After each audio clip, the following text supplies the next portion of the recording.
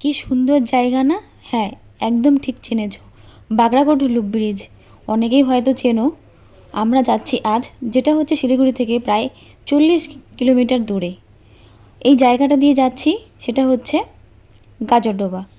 শিলিগুড়ির ওই সাইড দিয়েও যাওয়া যায় আর গাজলডোবা দিয়েও যাওয়া যায়। আমরা কিছুক্ষণ পরে পৌঁছে যাই। এই দেখো,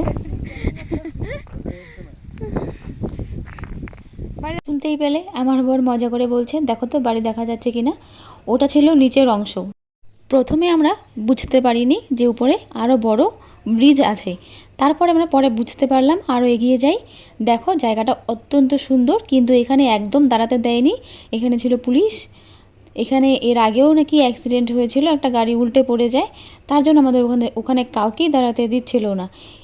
দেখলেই বুঝতে পারবে কতটা দক্ষ ইঞ্জিনিয়ারদের কাজ। দেখো পুলিশ দাঁড়িয়ে আছে, চারদিকটা তার সাথে প্রাকৃতিক অসাধারণ সৌন্দর্য। আমরা বেশ কিছুদিন আগে গিয়েছিলাম, তখনও কাজ চলছিল, এখন জানি না কমপ্লিট হয়েছে কিনা।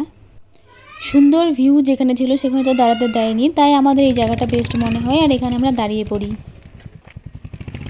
এত উঁচু পাহাড়টা দারুণ সুন্দর একদম জাস্ট।